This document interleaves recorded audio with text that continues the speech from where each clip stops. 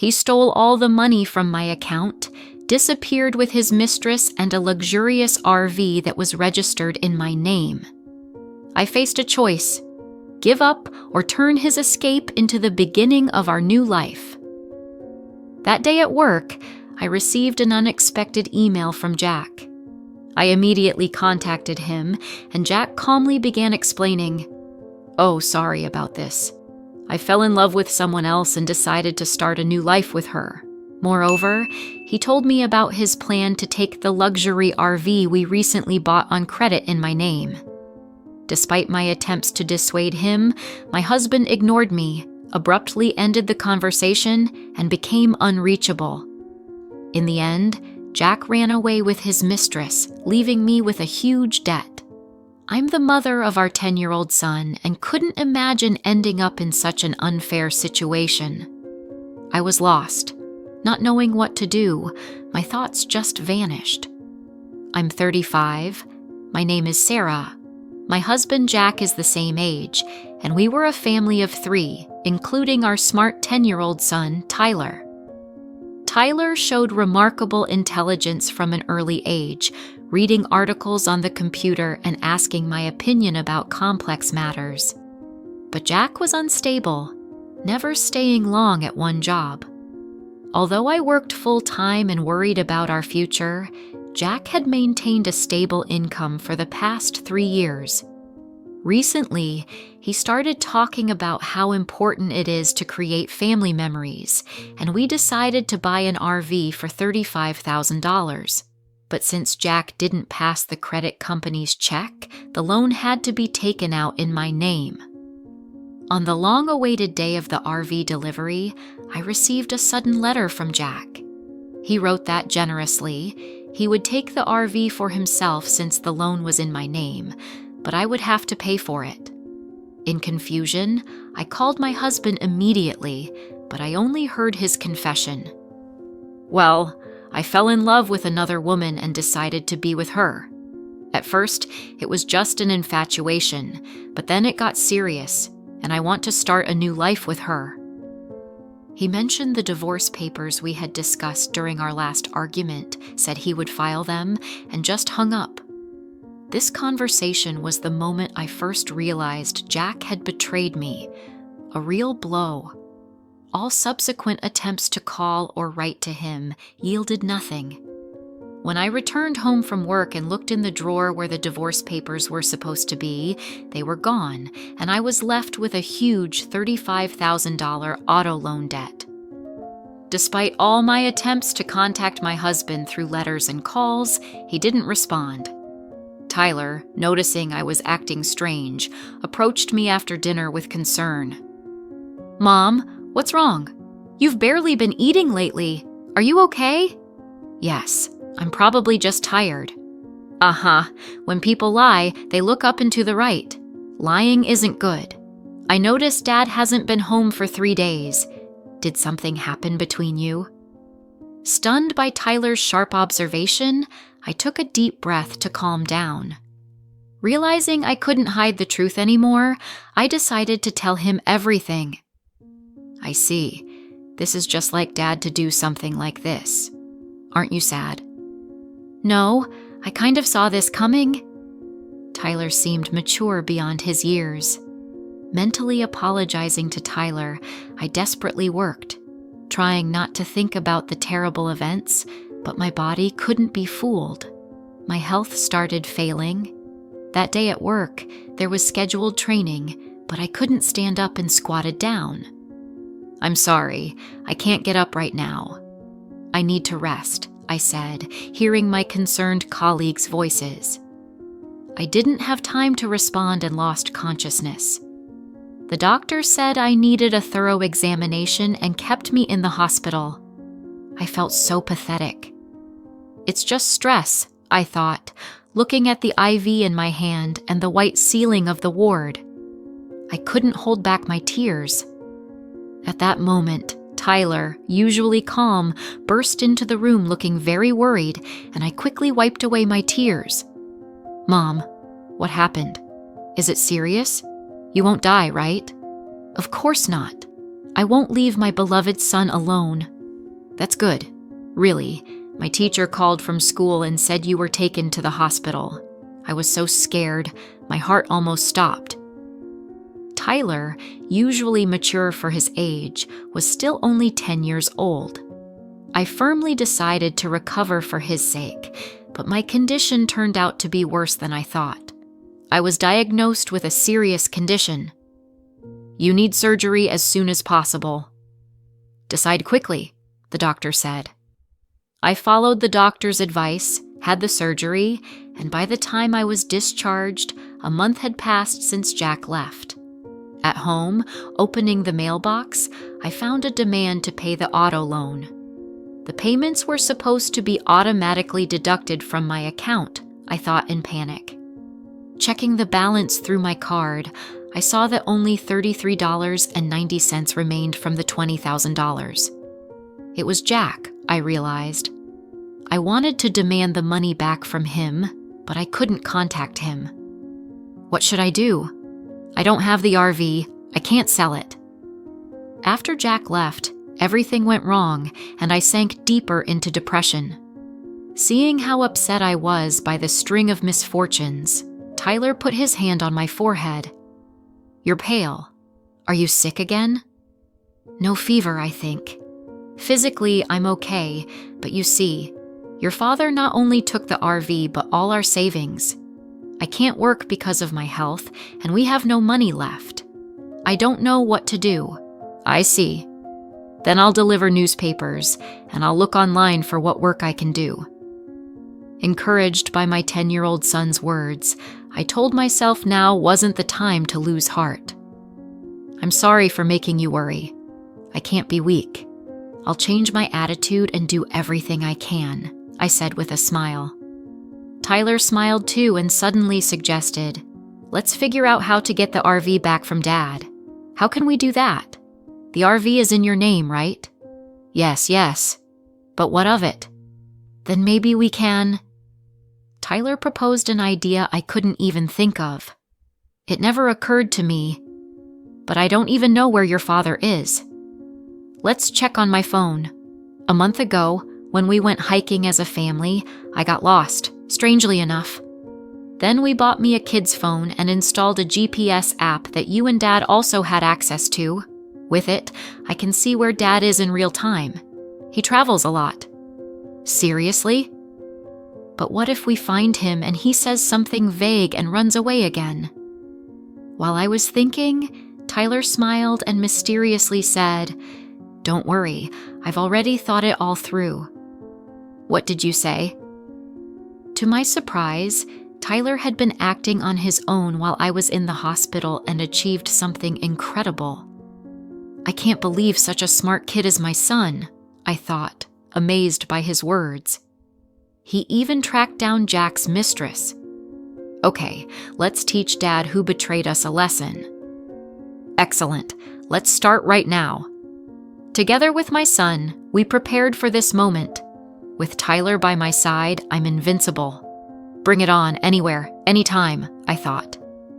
3 days later, I got a call. "Hello, it's me. Please help me." "Oh, and who is this?" "Don't pretend. It's your husband. The police are questioning me because of you. They want to take me to the station. Help me." "I see. Wait a minute." I immediately went with my son to where Jack was. To my surprise, it turned out to be a forest park near our home where you could camp. Jack was standing in front of the RV, being questioned by the police, and he looked lost.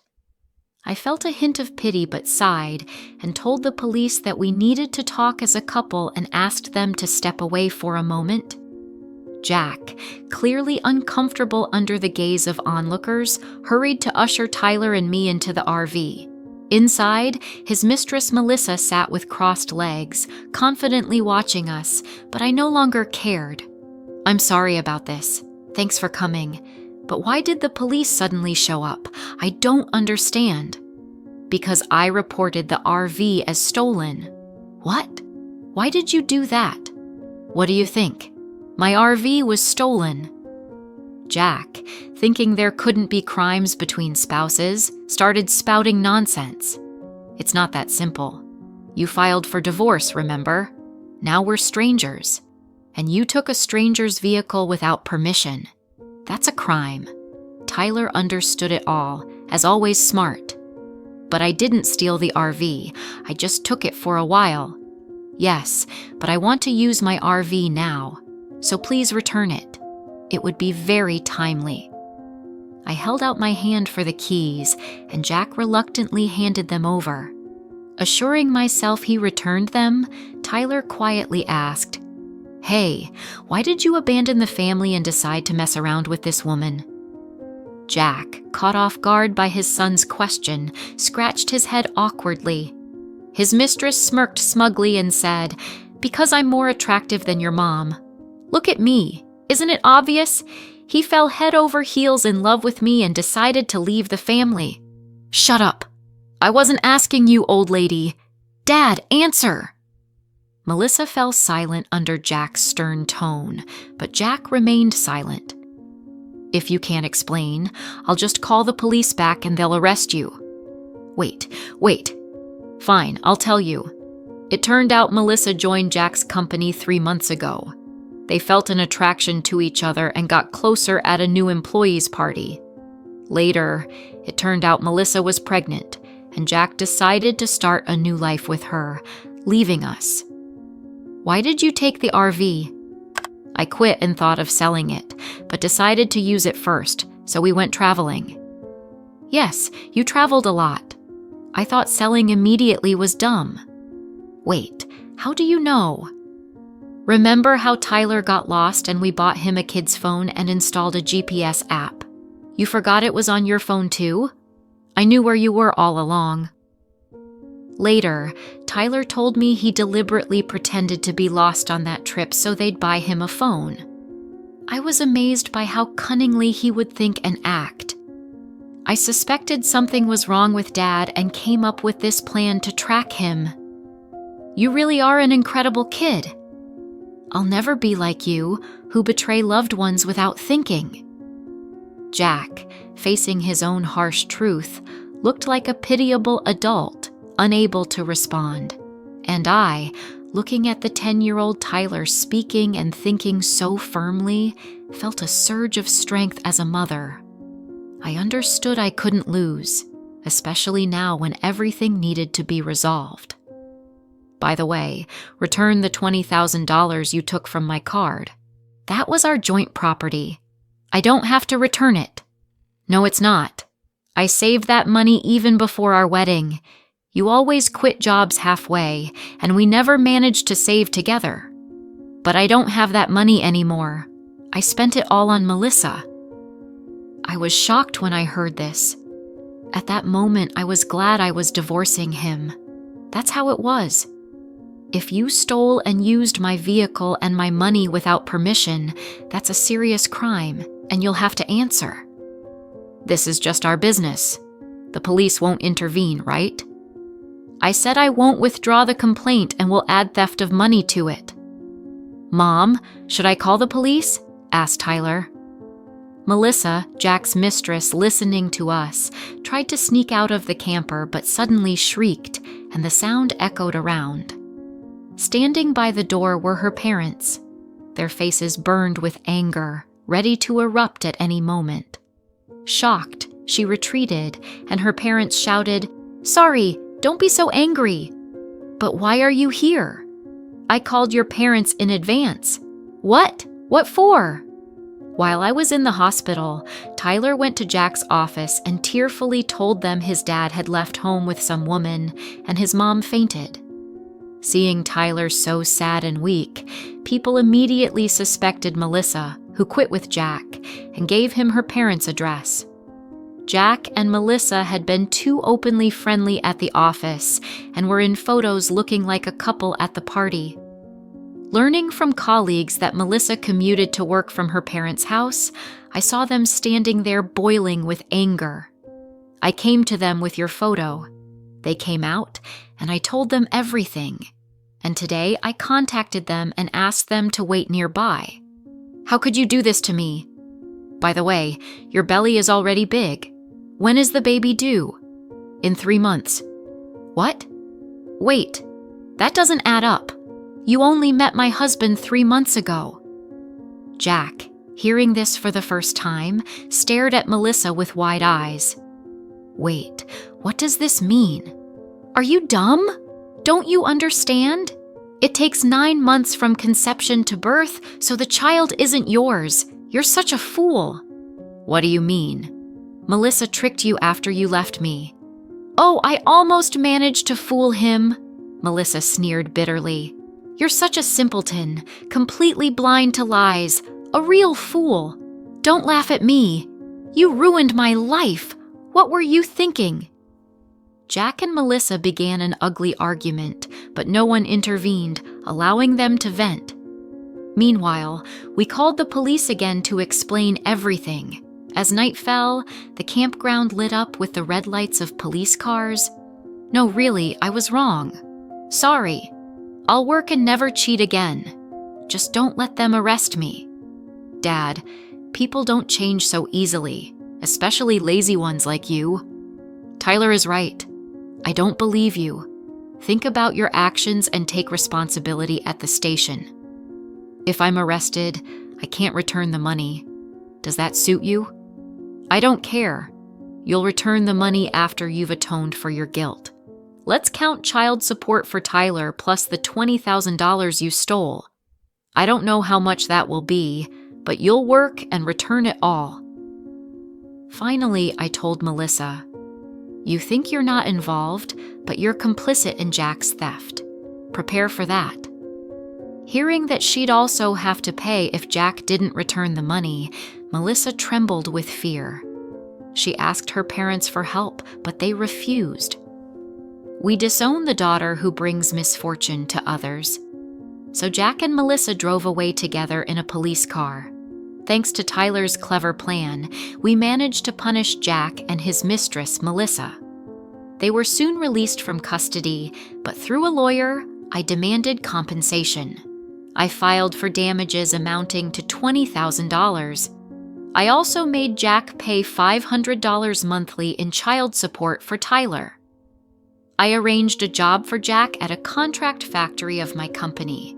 Child support and other amounts will be deducted from his salary and transferred to me. I sold the RV and got rid of the car loan. Since then, my health has significantly improved. I'm full of energy, busy with work. Tyler actively helps around the house and with chores. I focused on my career and tried to create a stable and safe environment for Tyler. Every day I worked on myself and tried to be the best mother I could be. One day, when Tyler and I were heading home after football practice, he said, "Mom, I'm proud of you. You dealt with hardships, and now everything is fine for us." These words touched me deeply. I realized that despite all the challenges, we became stronger and closer to each other. Did you like the story? Write your opinion in the comments. Don't forget to subscribe to the channel and turn on notifications so you don't miss the next interesting story. See you tomorrow.